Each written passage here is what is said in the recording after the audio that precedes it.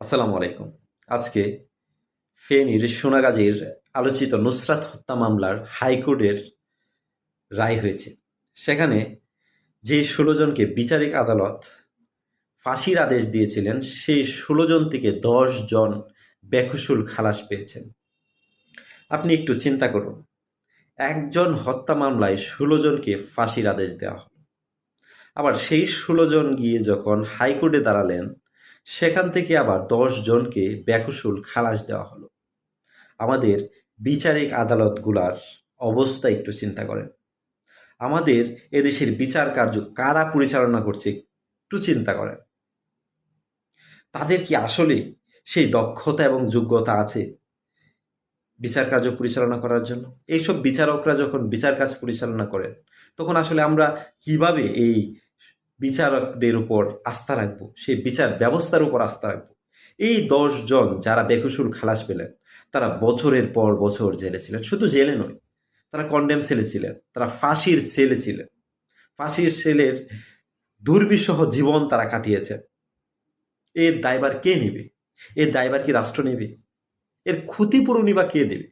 এই যে তাদের জীবনের এই দুর্বিষহ সময় কাটালেন, তাদের জীবন থেকে যে এই মূল্যবান সময়টা চলে গেল, এই যে তারা এখন এই আমাদের মূল সমাজের সাথে মিশতে পারবে কিনা, সেটাও কিন্তু সন্দেহ। তারা যদি আমাদের মূল সমাজের সাথে আর মিশতে না পারে, আমরা জানি আমাদের সমাজ ব্যবস্থা কেমন। সেখানে যখন তারা আবার নতুন করে আমাদের সমাজের সাথে মিশতে আসবে, তখন কিন্তু নানা দিক থেকে তাদেরকে চেপে ধরার চেষ্টা করা হয়। এই যে তাদের জীবনের এই পরিস্থিতির সৃষ্টি করা হলো, এর জন্য কি ওই বিচারককে বিচার করা উচিত না? এই বিচারককে কি কাঠগড়ায় দাঁড় করানো উচিত না? আমাদের দেশে একজন বিচারক না, কিন্তু আপনি যদি আদালতগুলাতে নিয়মিত যাতায়াত করেন, তাহলে এই ধরনের বিচারকের অভাব নেই আদালতগুলাতে, যাদের বিচার করার যোগ্যতা নেই, যাদের ক্যাপাসিটি নেই। কিন্তু ওই যে সরকারি চাকরি করছে, তাদের তো চাকরি যাবেও না। তারা তো বিচারক না, তারা সরকারি চাকরিজীবী, তারা সরকারের চাকর। কারণ যারা মিডিয়া ট্রায়ালের মাধ্যমে বিচার কাজ প্রভাবিত হয়, যাদের বিচার কাজ মিডিয়া ট্রায়ালের মাধ্যমে প্রভাবিত হয়, তারা কিভাবে বিচারক হয়? এই যে নুসরাত হত্যা মামলায় একজন হত্যা মামলায় ১৬ জনের ফাঁসির আদেশ কিভাবে হয়? ঠিক সেম ঘটনা ঘটছে কিন্তু আবরার ফাহাদ হত্যা মামলায়। এই অসংখ্য লোককে একটা মানে বাংলাদেশে দেখবেন অধিকাংশ ক্ষেত্রে আলোচিত মামলাগুলোতে অনেকের ফাঁসির রায় হয়ে যায়।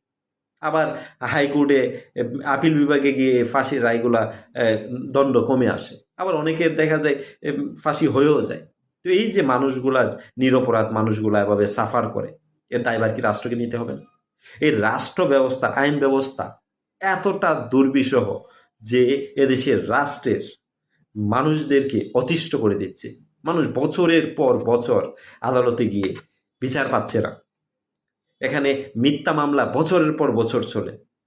এই আদালতগুলাতে এ অনেক মানুষ আছে যারা নিরপরাধ, বছরের পর বছর সাফার করতেছে।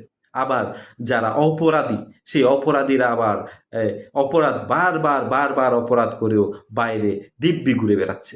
এই যদি হয় একটা রাষ্ট্রের বিচার ব্যবস্থা, তাহলে এই রাষ্ট্রের আসলে কি আছে? একটা রাষ্ট্র যদি জনগণের জন্য ন্যায় বিচার নিশ্চিত করতে না পারে, সেই রাষ্ট্রে তো আমি মনে করি না যে এই রাষ্ট্রটির আসলে কিছু আছে। তার জনগণের জন্য যদি ন্যায় বিচারই নিশ্চিত করতে না পারে, এদেশের জনগণ ন্যায় বিচার থেকে বঞ্চিত বহু বছর ধরে। কিন্তু এই আদালত যে সংস্কার করবেন, এই উদ্যোগও কিন্তু নেই। কারণ এই যে এই ব্রিটিশ ব্যবস্থা, এই ব্রিটিশ ব্যবস্থার দ্বারা কিন্তু এই যে আমাদের দেশের রাজনীতিবিদরা উপকারী হচ্ছে, আমাদের দেশের রাজনীতিবিদরা ফুলে পেঁপে বড় হচ্ছে, তারা আর্থিকভাবে লাভবান হচ্ছে। কিন্তু এদেশের জনগণ কিন্তু সাফার করছে, তারা ন্যায় বিচার থেকে বঞ্চিত হচ্ছে। অনেকে ন্যায় বিচারের জন্য বছরের পর বছর ঘুরতে ঘুরতে মৃত্যুবরণ করছে, ন্যায় বিচারের মুখোমুখি হতে পারলো না সে, ন্যায় বিচার দেখে যেতে পারলো না সে। আমাদের রাষ্ট্রকে পরিবর্তন করতে হবে, এই বিচার ব্যবস্থাটাকে পরিবর্তন করতে হবে। এই বিচার ব্যবস্থা যতদিন পরিবর্তন না হবে, এদেশের মানুষের ভাগ্যের উন্নয়ন হবে না। যে দেশে ন্যায় বিচার নেই, সেই দেশে আসলে শান্তি আসতে পারে না। এই যে ১০ জন মানুষের জীবন নিয়ে হোলি খেললো, এই যে ১০ জন মানুষের জীবনকে দুর্বিষহ করে তুলল, এর দায় কিন্তু এদেশের প্রত্যেককে নিতে হবে। এদেশের হর্তা কর্তা, উঁচু থেকে নিচু পর্যন্ত যারা এদেশ চালায়, তাদের প্রত্যেককেই নিতে হবে।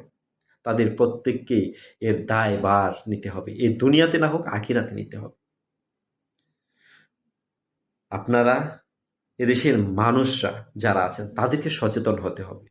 এই দেশটাকে পরিবর্তন করতে হলে এদেশের মানুষদেরকে সচেতন হতে হবে। মনে রাখতে হবে এই দেশটা আপনাদের, পরিবর্তনটা আপনাদেরকেই করতে হবে। আপনারা একটু সচেতন। দেখা যায় এদেশের মানুষ মানে এদেশ থেকে পালিয়ে যেতে পারলেই মনে হয় বাঁচে, কিন্তু আসুন না, এদেশ থেকে পালিয়ে না গিয়ে এই দেশটাকে সংস্কারের স্বপ্ন দেখি, এই দেশটাকে সংস্কারের জন্য কাজ করি। আমরা সবাই যদি এক হতে পারি তাহলে এই দেশটা একদিন সোনার দেশে পরিণত হবে ইনশাআল্লাহ।